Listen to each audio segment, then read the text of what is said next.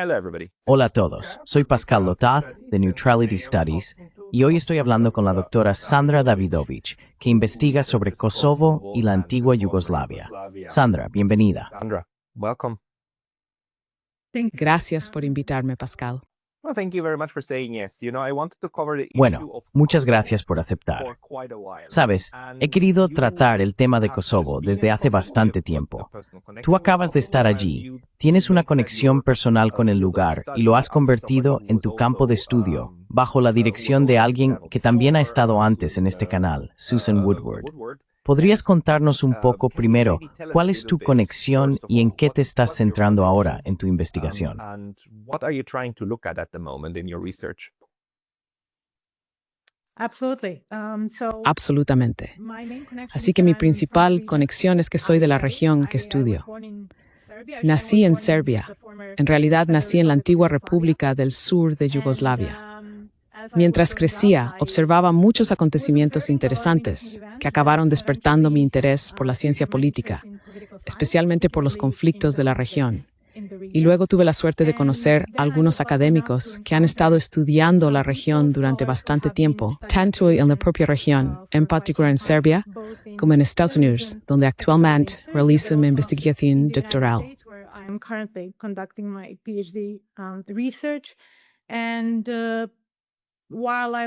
Y aunque al principio me interesaba estudiar la desintegración de Yugoslavia, con el tiempo mi atención se desplazó realmente hacia la cuestión de Kosovo, que en sí misma es un conflicto complejo y prolongado.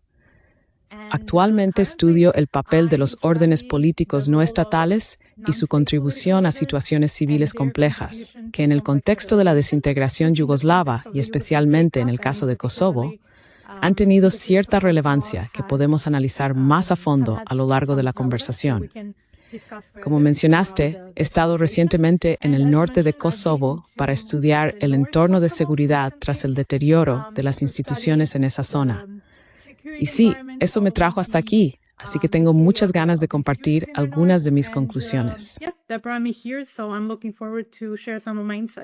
So, thank you. Can you give us a rundown? Gracias. For people who are not ¿Podrías ofrecernos un resumen para quienes no están familiarizados con la historia, especialmente la historia reciente de Kosovo?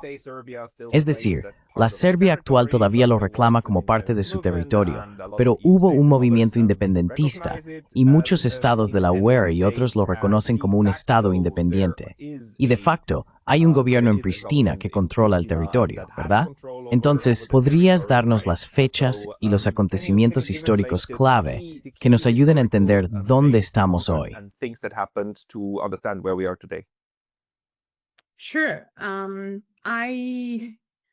Claro, empezaría diciendo que la cuestión de Kosovo, el problema de Kosovo en la época moderna, se ha estudiado principalmente a través de dos marcos. Al menos he identificado dos marcos principales en la investigación actual. Uno sería en el contexto de la crisis yugoslava, ¿verdad? Es decir, el colapso de Yugoslavia. Y ahí Kosovo se ha percibido como un ejemplo más de secesionismo, similar a lo que ocurrió, digamos, en Croacia o Eslovenia, o incluso quizá como la fase final de la desintegración yugoslava. Y volveré sobre eso. Por otro lado, especialmente a partir de 1999, que es el año que la mayoría de la gente asocia con Kosovo, a menudo se analiza a través de algo llamado sui generis.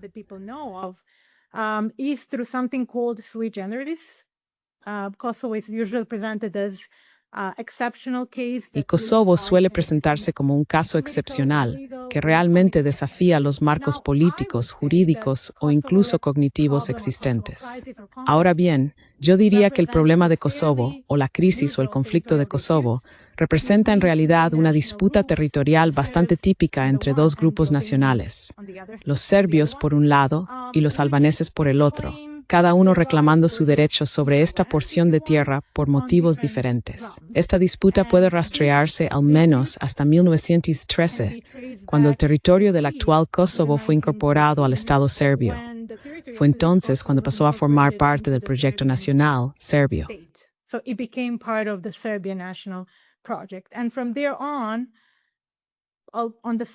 Y a partir de ahí, por parte de las élites nacionales albanesas, existe ese compromiso de corregir lo que han percibido como una injusticia histórica. Esta continuidad del conflicto resurgió a lo largo del siglo XX en diferentes formas, y ese compromiso se ha perseguido mediante distintas estrategias. Digo esto porque, como alguien que procede de la región, sé lo perjudicial que ha sido estudiar la región y el conflicto de Kosovo, reduciéndolos a explicaciones de causa única o a ciertos acontecimientos o individuos. Por eso es útil quizá empezar por contextualizar un poco. It is because it's. I mean, as anything in Lo es, porque bueno, como ocurre con todo en los Balcanes, es bastante complejo. Y dependiendo de con quién hables, te dirán, oh, no, me estás interpretando completamente mal. En realidad, no hay manera de hablar de los Balcanes sin enfadar a alguien, lo cual es bastante fascinante. Pero ¿puedes contarnos cuál es la situación hoy en día? Así que, Kosovo está de facto separado de Serbia. En el norte de Kosovo todavía hay una población serbia considerable. En el resto de Kosovo, la mayoría es albanesa. Los serbios que viven allí en Kosovo aún querrían unirse a Serbia. Pero, ¿puedes darnos un resumen de cómo es la situación actualmente? Can you give us a rundown of what it looks like today?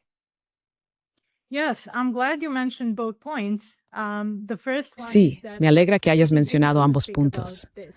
El primero es que resulta difícil hablar de esto, y para mí es incluso más difícil que para ti, porque vengo de la región, y esa región está llena de legados de conflicto y traumas. Mi interés ha estado impulsado por la necesidad de contribuir a una mejor comprensión de la situación y, con suerte, a hacer de la región un lugar mejor. Quisiera destacar que mi enfoque para estudiar el conflicto siempre se ha inspirado en personas que han estudiado esta región con integridad y empatía. Y creo que la conversación de hoy, sin duda, requiere lo mismo.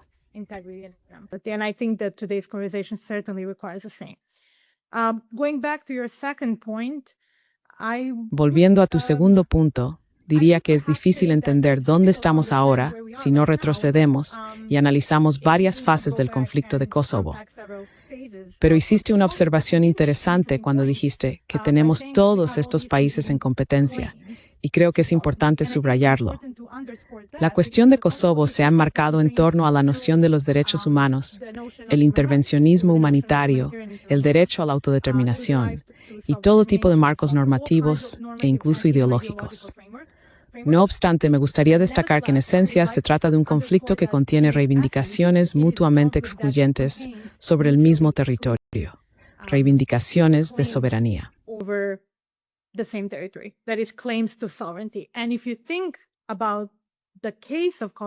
Si pensamos en el caso de Kosovo de esa manera, sin duda podemos encontrar dinámicas similares en otras partes del mundo, como el conflicto de Cachemira o el conflicto entre Israel y Palestina. La Unión Europea y Europa en general está llena de movimientos secesionistas. Digo esto por la tendencia que mencioné al principio, que podemos analizar más adelante, a presentar Kosovo como un espacio aislado, como un conflicto excepcional, que de algún modo desafía todo lo que sabemos sobre los conflictos y que, por tanto, debe estudiarse de manera diferente. Y las políticas aplicadas de algún modo también deben diferir de las habituales que forman parte de las agendas de construcción de la paz y de creación del Estado.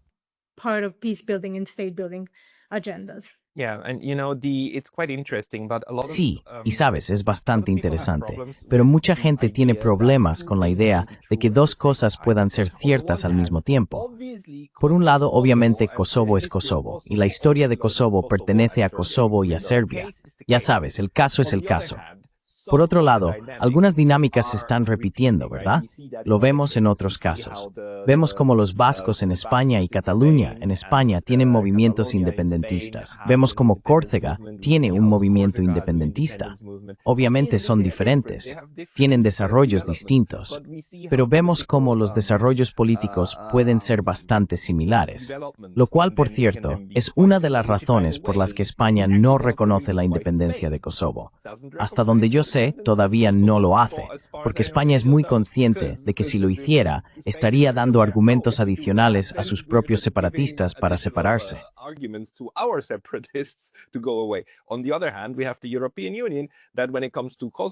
Por otro lado, tenemos a la Unión Europea que cuando se trata de Kosovo dice muy claramente que es un Estado propio y que debemos apoyarlo, al igual que a la OTAN. Pero cuando se trata de la región del Donbass, durante 8 años fueron muy firmes al decir que no, que la soberanía estatal tiene prioridad sobre las reivindicaciones de independencia. Así que tenemos muchos problemas que deben analizarse a fondo. Una cosa más, perdón por hablar tanto, pero también hablé con el académico bosnio Zlatko Hadžidedić, y él hizo un punto muy importante. Estas diferencias étnicas, serbia, albosnia, croata, son invenciones relativamente recientes, dice, de unos 150 años. En tu opinión, ¿cuál es el impacto no del nacionalismo, sino de la percepción de pertenencia étnica? The perception of ethnic belonging.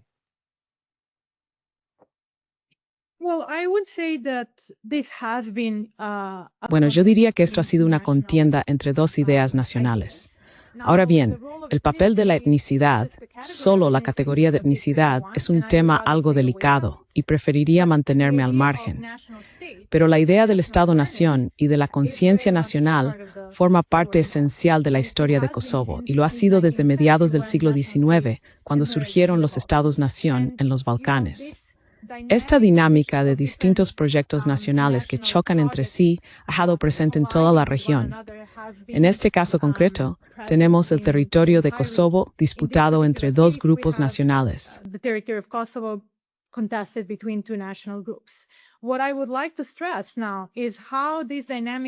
Lo que me gustaría destacar ahora es cómo esta dinámica evolucionó a lo largo del siglo XX, bajo qué formas, dentro de qué marcos normativos y cuáles fueron algunas de las soluciones al conflicto esencial. Prácticamente desde 1913 ha existido, como mencioné, un compromiso entre los albano-kosovares para cambiar la situación sobre el terreno, que no aceptaban. La incorporación de Kosovo al Estado serbio y más tarde al yugoslavo se consideró que no era la mejor solución para los albaneses. Luego tenemos el siglo XX, con todos sus cambios, que generó distintas oportunidades y limitaciones para que este agravio se expresara de nuevo en diversas formas.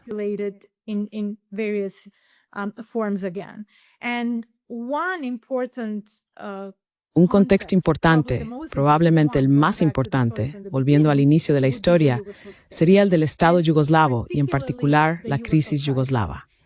Me gustaría identificar varias fases que podrían ayudar a los espectadores a pensar en términos de una línea temporal, al menos en la mía. Así que tenemos este compromiso, esta pugna entre dos grupos. Pero hablando en tiempos modernos, ya que probablemente no tengamos tiempo de repasar toda la historia, si pensamos en el Estado de Yugoslavia, y con eso me refiero a la Yugoslavia socialista posterior a la Segunda Guerra Mundial, vemos de nuevo la incorporación de Kosovo al Estado. Y luego hubo varias fases en las que este problema volvió a surgir.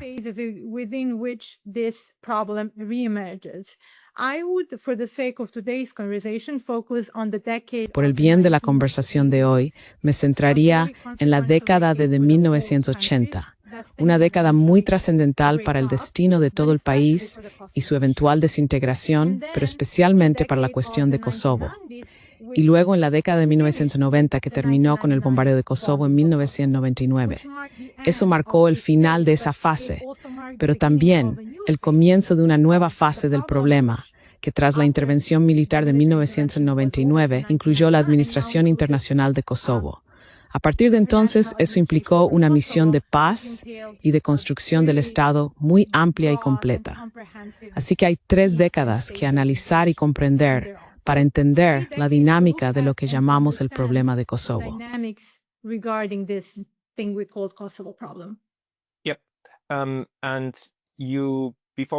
Sí, y antes de empezar a grabar, me dijiste que es muy importante entender el nivel de lo que la injerencia extranjera está haciendo en este conflicto, cómo afecta al conflicto. Y bueno, el bombardeo de 1999 en Serbia fue por Kosovo, claro, ¿verdad? Pero quizá puedas explicarlo en un momento. Solo que los años 80 son un periodo muy interesante. Es también la época, por supuesto, en la que murió Tito. Y Tito fue un personaje fascinante, especialmente para mí, que estudio la neutralidad y el no alineamiento, porque era una figura muy popular. Quiero decir, su funeral creo que fue el más grande de un líder de Estado, con jefes de Estado asistiendo todo del este como del oeste. Entonces, ¿podrías contarnos un poco más sobre los años 80? So can you maybe tell us more about the 80s? Absolutely. I will just go back to the point you made at the Absolutamente.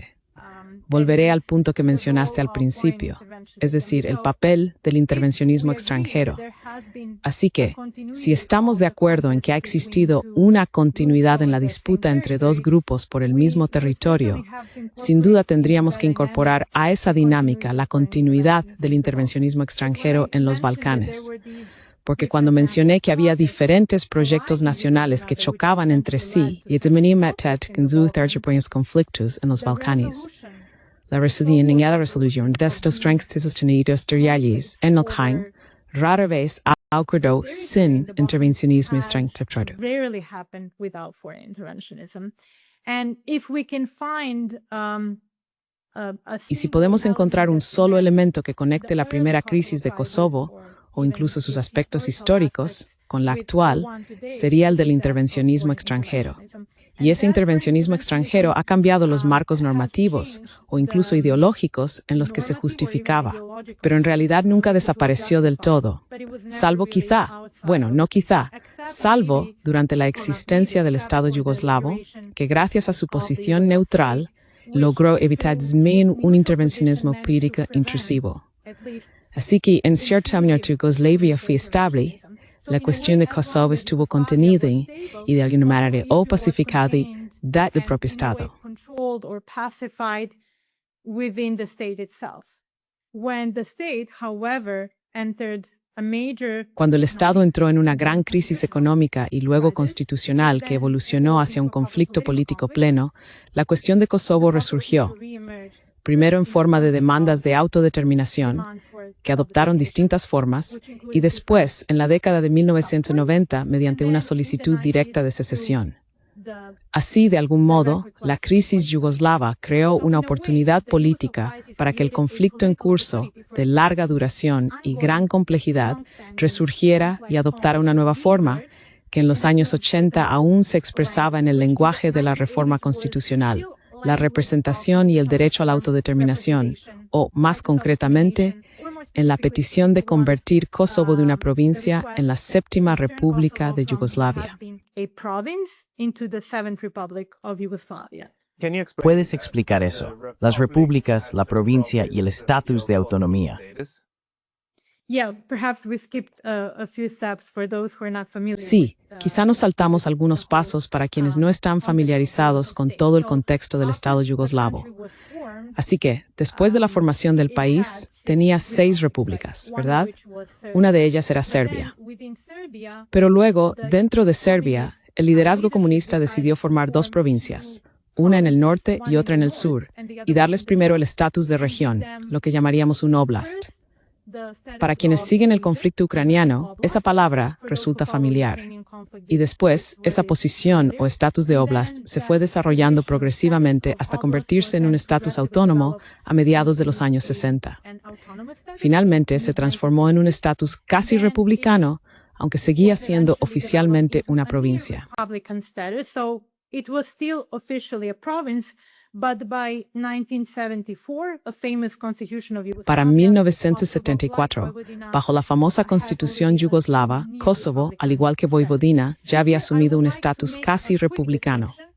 Me gustaría hacer una breve distinción para quienes no estén familiarizados con Kosovo, la Federación Yugoslava y su complejidad, especialmente su tendencia a descentralizar el proceso de toma de decisiones.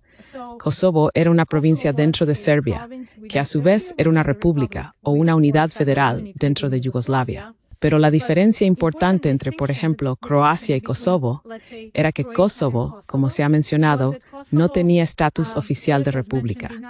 Eso significaba que no tenía el derecho constitucional a la autodeterminación nacional, del que sí disfrutaban los demás pueblos, los de las repúblicas, dentro del marco constitucional.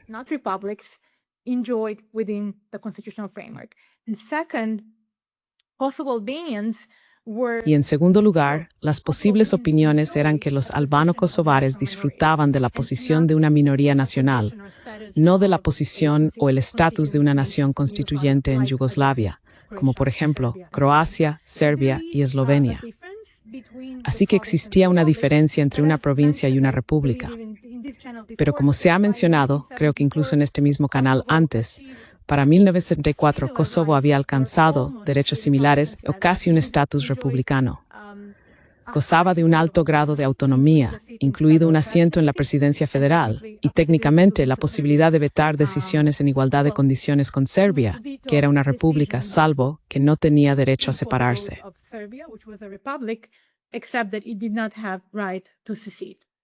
Right.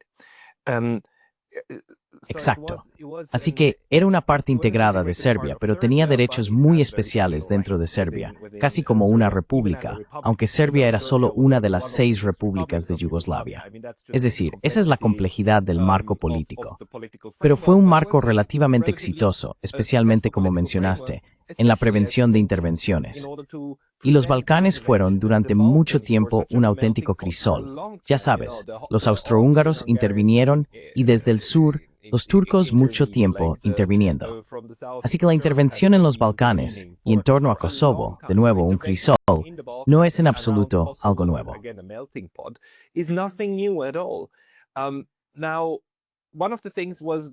Ahora, una de las cosas fue que Tito logró realmente reducir eso.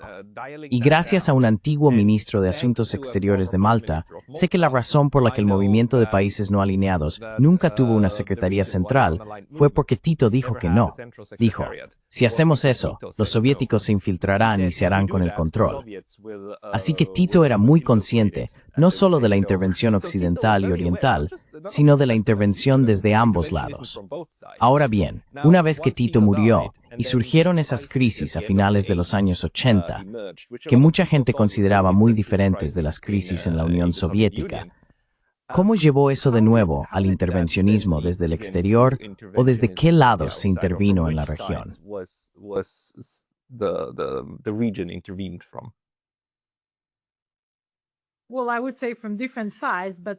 Bueno, yo diría que desde distintos frentes, pero sobre todo desde Occidente. Ahora bien, para entender por qué Occidente intervino siquiera, tenemos que analizar un poco la década de 1980, que fue, y sé que esto ya se ha comentado, así que no quiero insistir demasiado, una década de gran crisis económica para Yugoslavia. Entonces, tuvo que emprender reformas constitucionales para poder aplicar algunas de las exigencias de las organizaciones económicas internacionales, especialmente del FMI.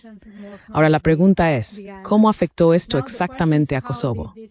Pues afectó a Kosovo porque el liderazgo serbio empezó a plantearse reformas constitucionales dentro de la propia república, y una de las opciones era, por supuesto, recentralizar, al menos en cierta medida.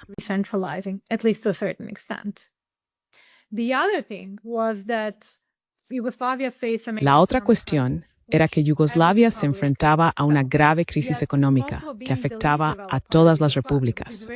Sin embargo, Kosovo, al ser la parte menos desarrollada de Yugoslavia, lo cual es muy importante subrayar, fue la que más lo sintió. ¿Por qué?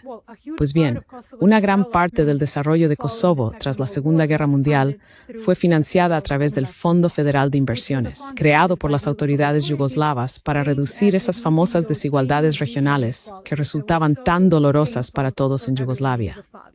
Y por cierto, Kosovo fue el mayor beneficiario de las inversiones de ese fondo. De lo que había sido una sociedad agrícola bastante subdesarrollada, pasó a estar altamente industrializada. No obstante, siguió siendo la parte menos desarrollada de Yugoslavia.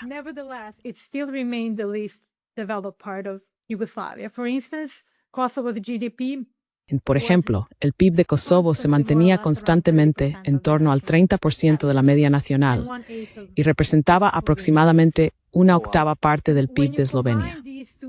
Cuando se combinan estas dos presiones, una que podía socavar potencialmente la autonomía de Kosovo y otra que generó verdaderos agravios socioeconómicos en la década de 1980, se obtiene un terreno fértil para que resurjan esas aspiraciones de larga data. Así que lo que había sido una auténtica crisis socioeconómica impulsó realmente esas reivindicaciones nacionalistas, o al menos esos agravios se expresaron a través del lenguaje del nacionalismo.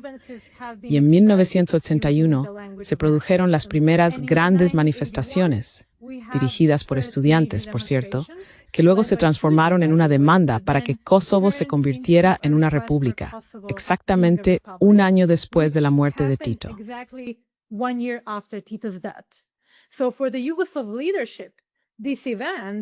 Para el liderazgo yugoslavo, este acontecimiento, que tuvo lugar al comienzo de una década tan dolorosa y que contenía consignas nacionalistas, fue percibido como un fracaso, un gran impacto. Se consideró una actividad nacionalista y antirrevolucionaria en Kosovo, algo a lo que Yugoslavia ya se había enfrentado en el pasado. A finales de los años 80, estas manifestaciones estaban evolucionando y a comienzos de los 90, bueno, para abreviar la historia, cesaron expresarse mediante verteenigos de sesimo. Ya estábamos en la década de los 90, que algunos describen como la era del secesionismo, al menos en el caso de Yugoslavia.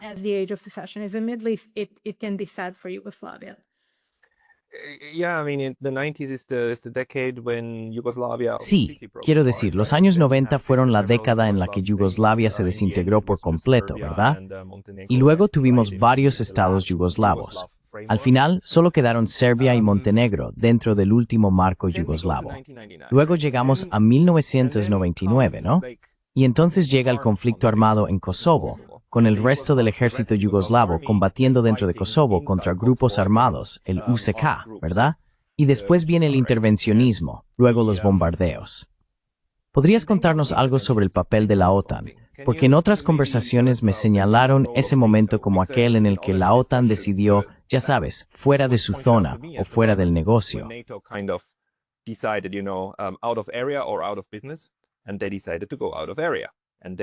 Y decidieron actuar fuera de su zona, intervenir en este conflicto.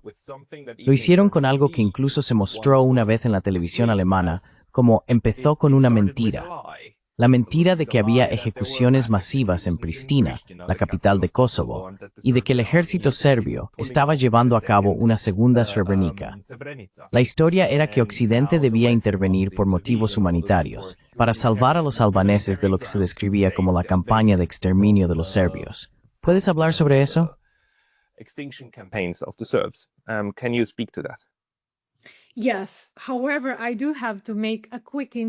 Sí, sin embargo, tengo que hacer una breve introducción a 1999, porque es fundamental para entender cómo llegamos a considerar una solución militar como la única salida a la crisis, que era real.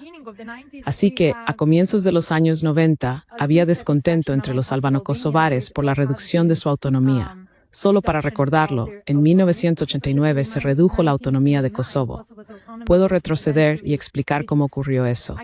Entre otras razones, en mucha gente empieza la historia de Kosovo en 1989. Pero ya que has preguntado por la intervención militar de la OTAN, avanzaré y diré que la respuesta inicial entre los albano-kosovares fue boicotear al Estado serbio.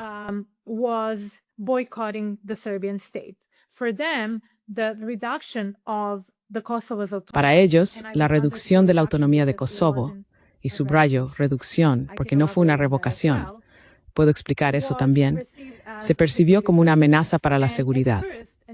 Y al principio, y esto es muy importante, los albano-kosovares se organizaron políticamente en torno a la figura de Ibrahim Rugova, que era escritor, una persona respetada y alguien que promovía la resistencia no violenta o pasiva, muy opuesto a la lucha o al conflicto armado.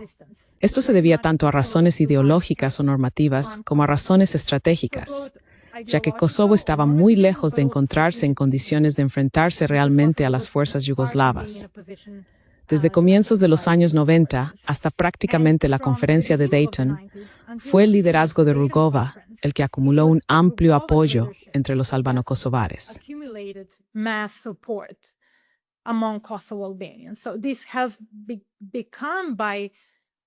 Así que para 1995, esto se había transformado en un auténtico movimiento nacional, ahora con un objetivo político claro: la separación de Kosovo de lo que quedara, ya fuera Serbia o Yugoslavia.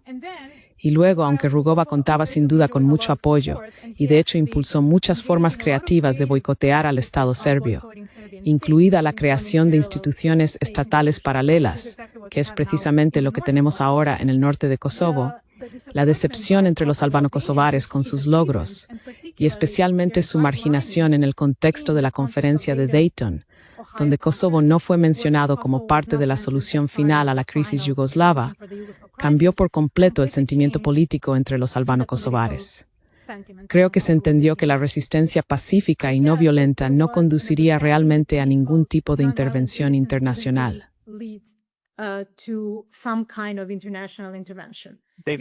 Se sintieron excluidos. Los albano-kosovares se sintieron apartados del acuerdo que finalmente Dayton.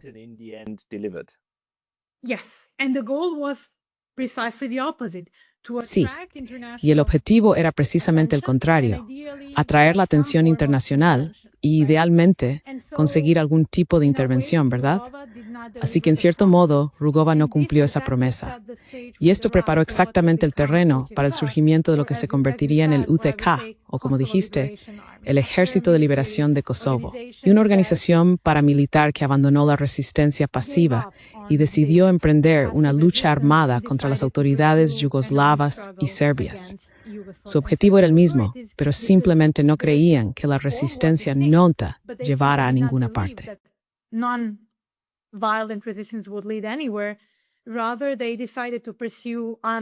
En su lugar, decidieron llevar a cabo ataques armados.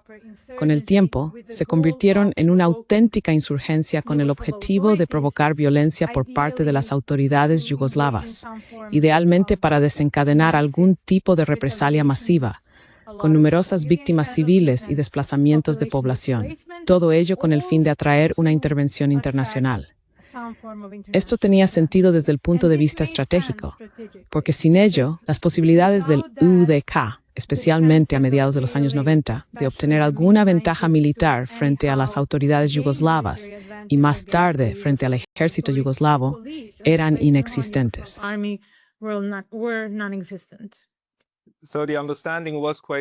Así que la comprensión era bastante simple. Éramos demasiado débiles para separarnos militarmente de Serbia por nuestra cuenta. Pero si lográbamos atraer a los europeos, si conseguíamos que alguien de fuera luchara en nuestro nombre, entonces podríamos ganar. Y funcionó.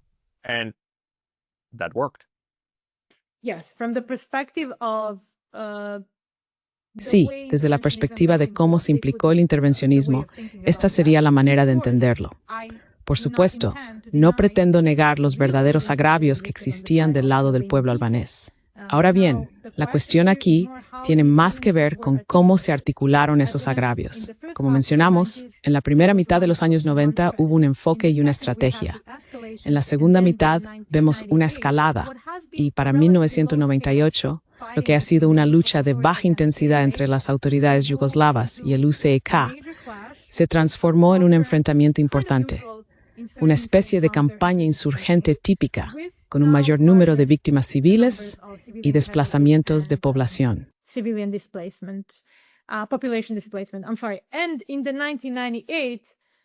Y en 1998, el objetivo se logró por fin, porque fue precisamente entonces cuando el problema de Kosovo se internacionalizó, es decir, cuando los actores internacionales comenzaron a implicarse de forma más proactiva, tanto las Naciones Unidas como sobre todo la OTAN y su liderazgo. A diferencia de otros casos de la desintegración de Yugoslavia, creo que en el caso de Kosovo, el papel de la OTAN fue sencillamente crucial. ¿Puedes explicar eso? ¿Qué hizo realmente la OTAN? Porque la intervención, el bombardeo de Serbia en 1999, no ocurrió de inmediato. Hubo una preparación previa, ¿Puedes explicarnos cómo fue esa preparación? And can you explain the build-up? Yes. 1998. Sí. En 1998 tuvimos enfrentamientos primero entre las unidades de policía yugoslavas y luego con el ejército. Para el verano de 1998, la situación se volvió realmente violenta. Hubo unas 2.000 víctimas en ambos bandos y entre 100.000 y 200.000 personas desplazadas dentro de Kosovo o que lo abandonaron. Esto fue percibido por la ONU como una posible amenaza para la seguridad, una amenaza para la paz y la seguridad internacionales. Así que la ONU empezó a emitir resoluciones, en particular una que invitaba a ambas partes a, ya sabes, acordar un alto el fuego. Supongo que ese es el Great Timorkos Anbefopper. Sí. Establecer contacto o entablar algún tipo de diálogo político y permitir el acceso a las organizaciones humanitarias. Así que se condenó a ambas partes, las actividades terroristas del LK y el uso excesivo de la fuerza por parte del ejército serbio. A ambos se les invitó a trabajar para resolver esto de manera pacífica, de modo que todos pudieran volver a sus vidas normales. No obstante, en paralelo con la preparación y la implicación de la ONU en Kosovo, la OTAN comenzó su propia, implicación paralela, especialmente en el otoño de 1998.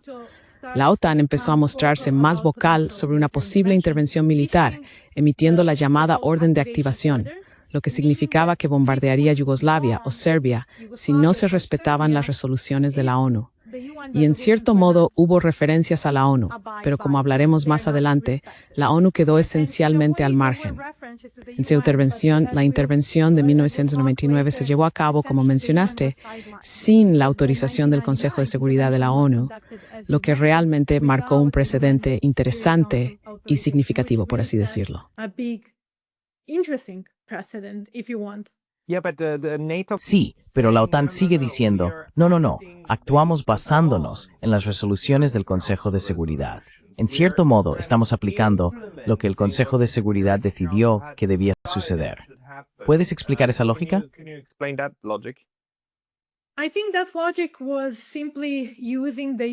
Creo que esa lógica consistía simplemente en utilizar el marco de la ONU para justificar una decisión que ya era bastante firme de intervenir militarmente en Kosovo, por varias razones.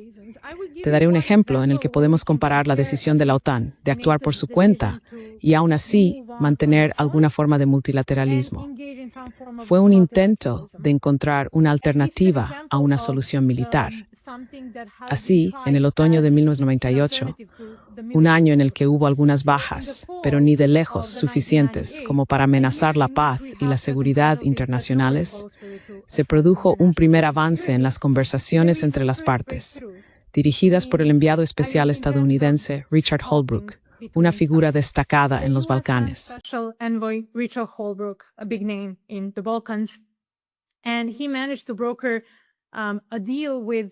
Consiguió negociar un acuerdo con Slobodan Milošević, el famoso acuerdo Milošević-Holbrooke, que en realidad permitió aplicar la resolución que se había mencionado en numerosas ocasiones. También hizo posible establecer por primera vez una especie de misión internacional en Kosovo en el otoño de 1998. Esa misión se creó bajo el paraguas de la OSCE. No obstante, toda la existencia de esa misión estuvo, en mi opinión, marcada por una completa falta de compromiso político con su labor en Kosovo, ya que carecía de financiación de personal y de un apoyo o contribución reales por parte de los estados que se suponía debían respaldar sus esfuerzos sobre el terreno.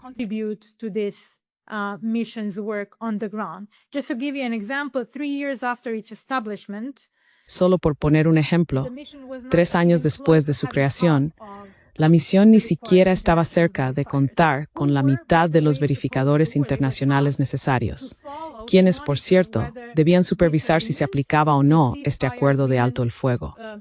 Al leer los documentos de aquella época, especialmente los que ahora son cada vez más accesibles, se puede sostener que no existía un verdadero interés político en apoyar a la OSCE. Esta es esa especie de representación del multilateralismo, en la que Rusia y Estados Unidos tenían una posición relativamente neutral, pero el apoyo político real desde Estados Unidos se dirigía a la OTAN.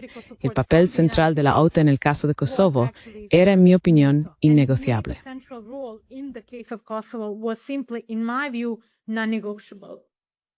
Non-negotiable to what sense? ¿Innegociable en qué sentido? Como que tenían un resultado político que querían y no estaban dispuestos a apartarse de eso. ¿O a qué te refieres? They were not willing to go away from that, or in what sense? I would say that they made some credible commitments at the beginning. Diría que hicieron algunos compromisos creíbles al comienzo de la crisis y que por parte de la OTAN y de los responsables políticos estadounidenses existía la comprensión de que habían fracasado o no habían intervenido en casos como Ruanda o que habían intervenido demasiado tarde en Bosnia. Sintieron que esos fracasos debían ahora aprovecharse de una manera que permitiera una intervención militar rápida y decisiva. Tanto como conflictos intermartir en el lenguaje de Jens Mus, intervenir para evitar que se describía como una catástrofe humanitaria se volvió algo innegociable.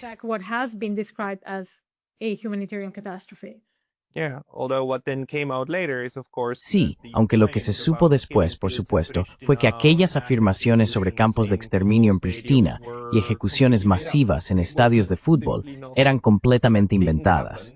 Simplemente no ocurrieron. Entonces, ¿cuál era la afirmación central que Milosevic no cedería, que al final llevó a la decisión de empezar a sobrevolar Serbia con aviones?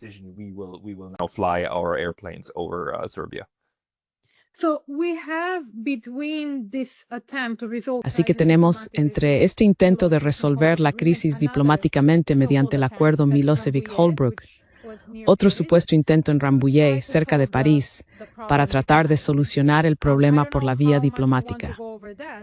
No sé hasta qué punto quieres repasar eso, pero finalmente se encontró una justificación por motivos humanitarios. Como mencionaste, existía la idea de que Estados Unidos y las autoridades civiles afirmaban que Serbia estaba llevando a cabo una campaña organizada de limpieza étnica e incluso de genocidio. Creo que la película que mencionaste, la alemana, utilizaba el término genocidio. Y así, la OTAN tuvo que intervenir para detener esta catástrofe. Bien. La cuestión es, por supuesto, ¿por qué? ¿Qué ocurrió después? ¿Se evitó realmente la catástrofe?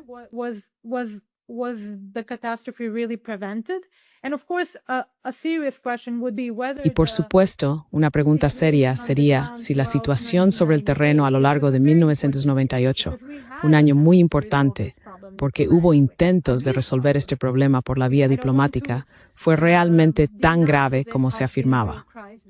No quiero negar que existiera una crisis real.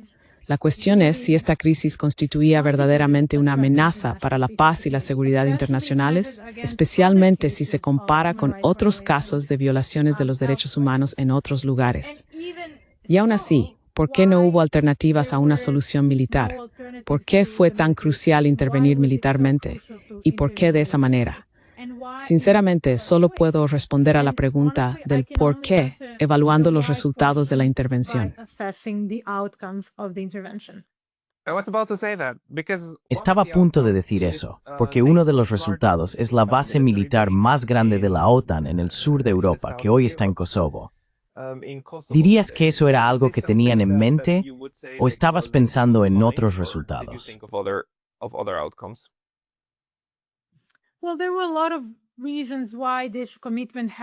Bueno, hubo muchas razones por las que este compromiso tenía que cumplirse.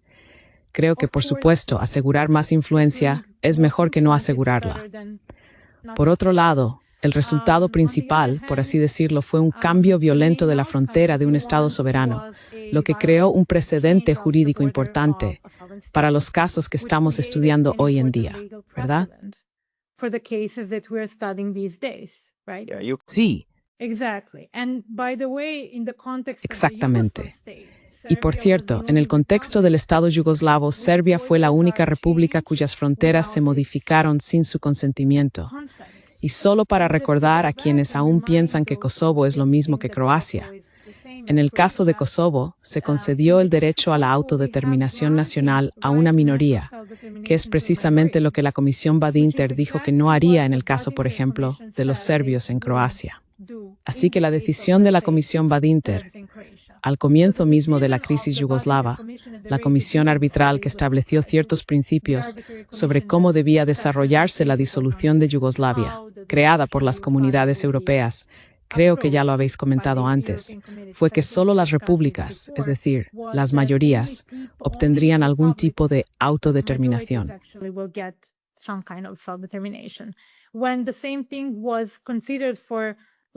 Cuando se consideró lo mismo para, digamos, los serbios en Croacia, que representaban una parte considerable de la población, esa solicitud fue rechazada por los motivos que mencioné, que a las minorías no se les concede el derecho a la autodeterminación. Pero eso es exactamente lo que ocurrió en el caso de Kosovo. Y por supuesto, la influencia que la OTAN tiene en la región forma parte de ese resultado del que podemos hablar hoy. Ahora bien, lo que representa exactamente Kosovo hoy en términos de su condición de Estado, su situación política, económica y multiétnica, es algo que podemos seguir debatiendo. Lo que sabemos es que aunque la intervención de la OTAN se justificó por motivos humanitarios, que quizá en cierta medida fueran reales, yo no puedo afirmarlo.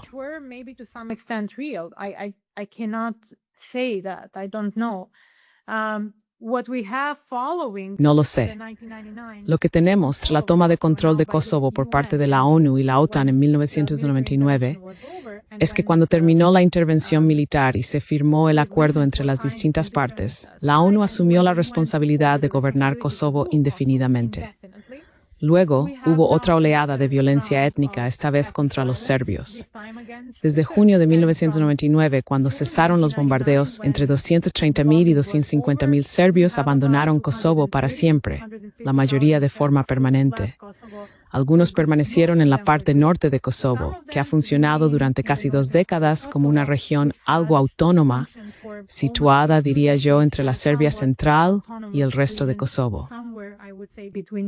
Central Serbia and the rest of Kosovo. Uno de mis mejores amigos en Suiza es uno de los 250.000 que se marcharon y nunca regresaron. Y él dice, mira, fue un periodo horrible.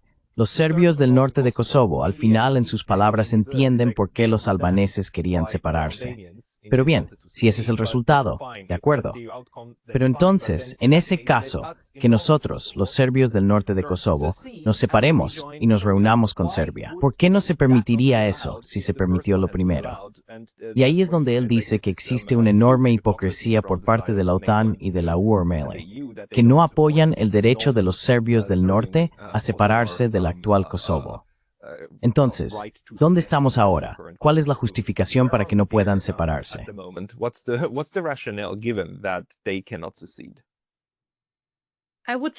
Diría que no hay una justificación real. Es simplemente, diría yo, una aplicación política del principio que se adoptó a principios de los años 90. Y creo que esto encaja en el patrón más amplio que hemos visto en otras repúblicas de Yugoslavia. En el caso de Bosnia se produjo la secesión de Bosnia y luego una contrarreivindicación de secesión por parte de la República Srpska. En Croacia se produjo la secesión de Croacia y luego la integración de secesión por Turinili Republika Srpska Krajina. Srili skrivenje como en konstruktiv titatkinadstituing.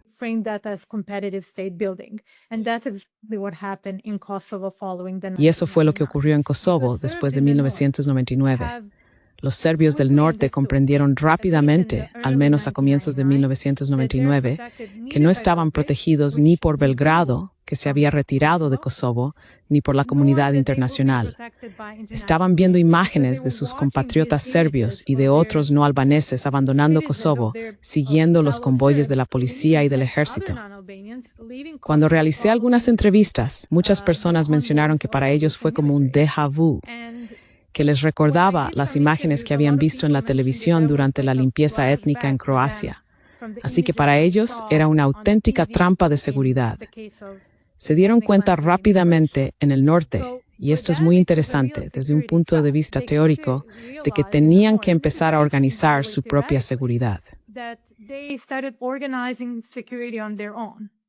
And they began organizing by themselves to defend. Y empezaron a organizarse por su cuenta para defender lo que consideraban su refugio seguro en la parte norte de Kosovo, siendo Mitrovica Norte el bastión de los serbios en Kosovo, y el puente de la ciudad el que divide la parte norte de la parte sur de la ciudad y del resto de Kosovo.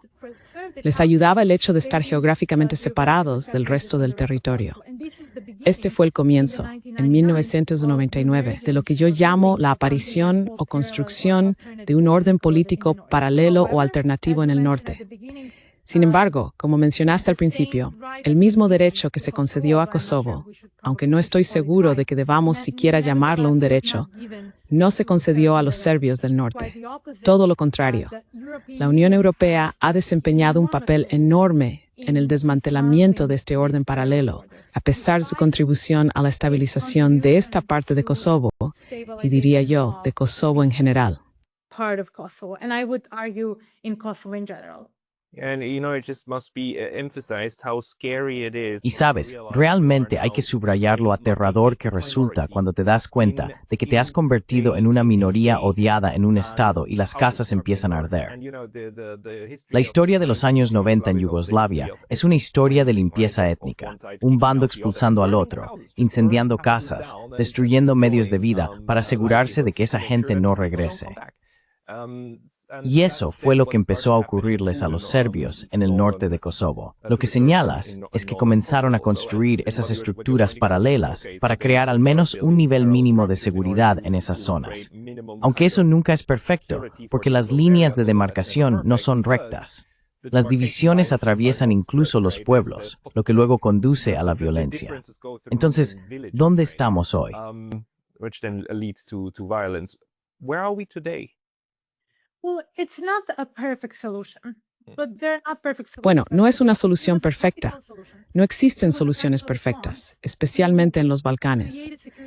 Fue una respuesta práctica al vacío de seguridad que surgió con la retirada simultánea de las instituciones y fuerzas de seguridad serbio-yugoslavas y con el lento y doloroso establecimiento de la administración internacional en Kosovo. Así que no era una solución perfecta, pero era una forma de defenderse, ¿verdad? Y como mencionaste, en resultato esa solución es effect. Removing even that imperfect solution. Where are we today? ¿Dónde estamos hoy?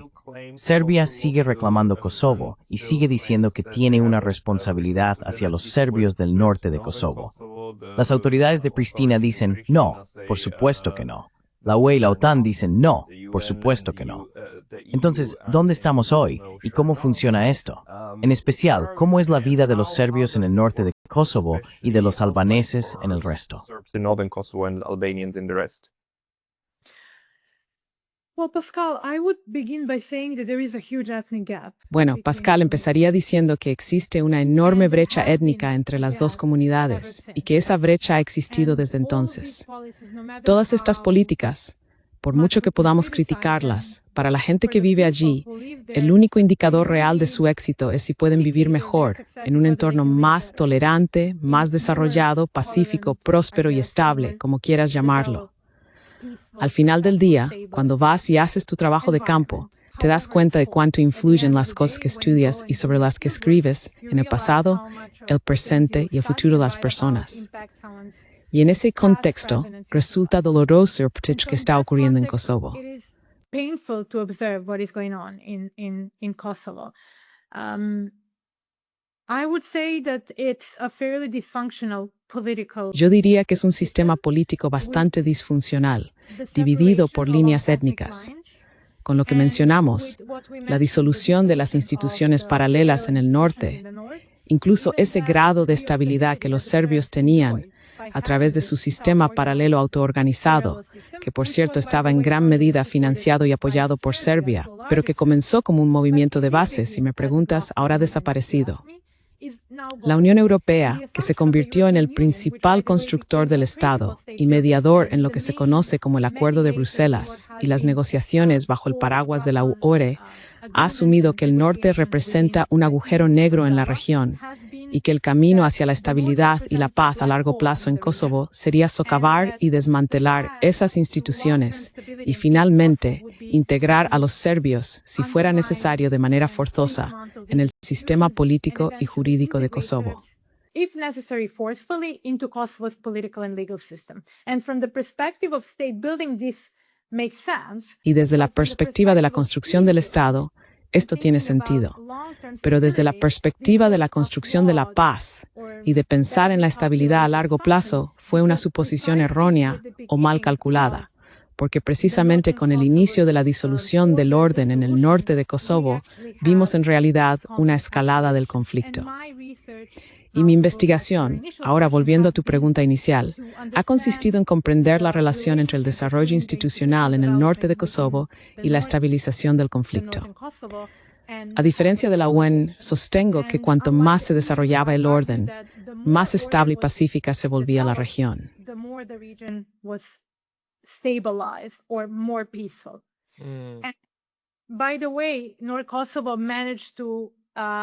Por cierto, el norte de Kosovo consiguió mantenerse como la zona menos afectada de Kosovo en términos de violencia posterior al conflicto.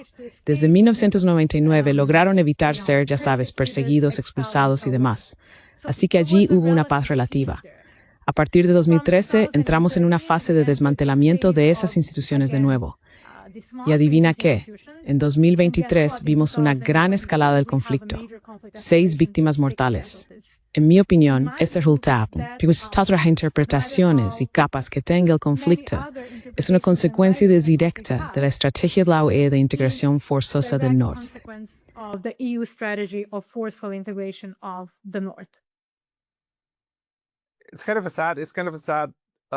Es un poco triste terminar este vídeo con una nota así.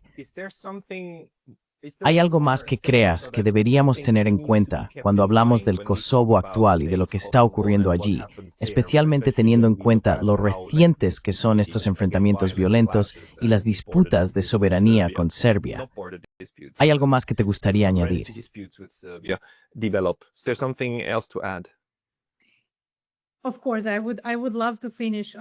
Por supuesto, me encantaría terminar con una nota más positiva. Porque a pesar de todo lo que he dicho, sigo siendo muy optimista y creo que la región tiene mucho más que ofrecer. Ahora me gustaría ampliar la perspectiva y volver a hablar de Kosovo, de la región y de la importancia de reflexionar sobre todo esto, con todas las críticas que he señalado, como parte de la reconciliación regional. Y aunque gran parte de lo que hemos mencionado ha sido bastante negativo, creo que existen distintas formas de reconciliación que se pueden emprender.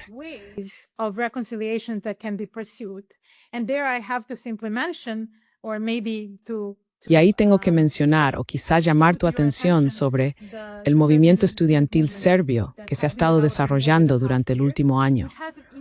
Ha ofrecido una forma interesante de reconciliación en el contexto de Serbia, aunque también ha atraído la atención en toda la región. Digo esto porque, como alguien de la región que es muy consciente de sus propios prejuicios y proyecciones, tanto personales como nacionales, me impresionó mucho cómo han conseguido crear un espacio en el que distintos grupos, tanto sociales como étnicos, pueden participar en lo que ha sido un movimiento verdaderamente cívico. Han logrado unir a diferentes nacionalidades dentro de Serbia de una manera más genuina y auténtica. Y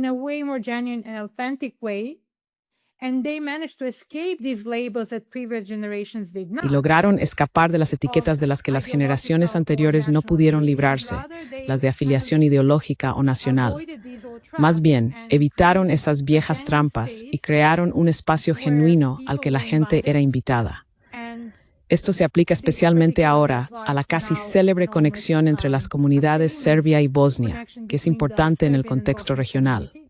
Y realmente creo que estas nuevas generaciones tienen más que ofrecer y que este es un ejemplo de cómo puede lograrse la reconciliación, porque pienso que han cambiado la sociedad y nos han enseñado a conectar entre nosotros de una manera mucho más eficaz que la que muchas organizaciones no gubernamentales han conseguido en la región durante los últimos 30 años.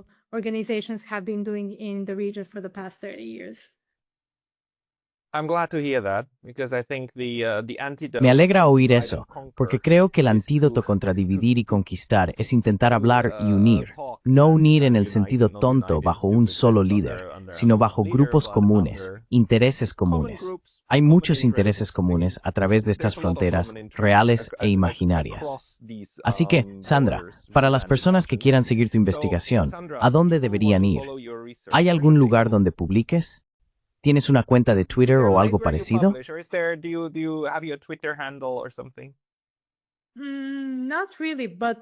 No exactamente, pero si por alguna razón les gusta mucho leer artículos académicos, pueden encontrar parte de mi trabajo en Google Scholar.